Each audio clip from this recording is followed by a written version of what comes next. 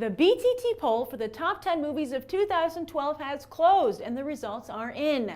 Plus, for the third year in a row since I started asking for your vote, once again there has been a record number of votes, so a huge thanks to everyone who participated. And because I know you're all so passionate about movies, I've decided to reveal the top 20 movies that you chose. So here are numbers 20 through 11, with some nice twists. Just making it onto the list is The Perks of Being a Wallflower. It took more than a decade for this cult hit novel to make it to the big screen, and it features some amazing performances shaped by the novel's writer-turned-director Stephen Chbosky. Unfortunately, The Perks of Being a Wallflower has received little box office or awards attention, but it clearly made an impression with many of you. Good news for the book and the film's rising stars. Next, at number 19, you put Brave, which is shockingly low for a Pixar film, but at least the animation studio is staying on your radar. And while Disney hasn't gotten a new franchise, they did get a new princess. But you gave even higher marks to Disney's John Carter, which I also put on my top 10 list for the year. Considering the fallout over this financial flop, from Rich Ross's ouster at Disney to Taylor Kitsch being declared box office poison, it's amazing we both put the film so high up on our lists. This only underlines the opportunity that Disney clearly missed. John Carter could have been their new franchise. At number 17, you've got the only slasher movie on the list, the one that turned the genre on its head. Joss Whedon, producing here, clearly can capture audience attention at any budget, and expect writer-turned-director Drew Goddard to be helming a Marvel Studios flick in the near future. He's already worked with Thor. Moving on, we begin to find some of the major awards contenders. Life of Pi might have been forgotten by the Golden Globes and SAG, but not by you. That's an impressive feat by Ang Lee, as his movie features mostly animals, and the few actors it does feature are all from outside Hollywood.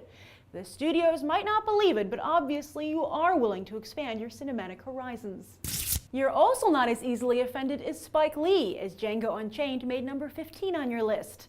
This critics and crowd pleaser couldn't quite crack your top 10, but it did just hit theaters.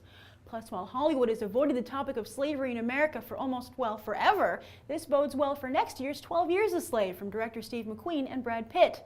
Next, Wes Anderson rebounded this year with one of the biggest hits of his career, and you gave him your blessing, putting Moonrise Kingdom at number 14, ahead of all the other movies I just mentioned.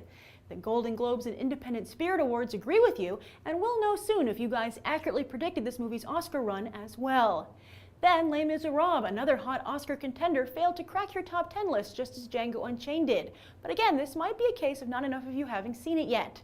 Or it might be because no matter how good a job Anne Hathaway does on screen, she's still unlikable off-screen and continues to prompt a mini backlash for any film she's in. But someone who's become immensely likable to audiences is Channing Tatum, whose 21 Jump Street you put at number 12.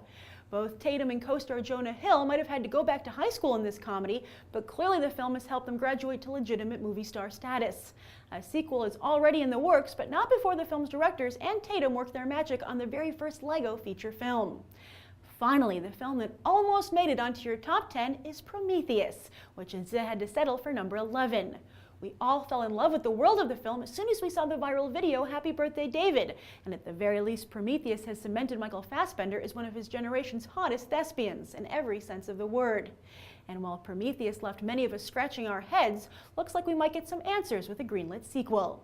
And those are your runners-up for the top 10 movies of 2012. Happy with the results? Did you vote for any of these movies?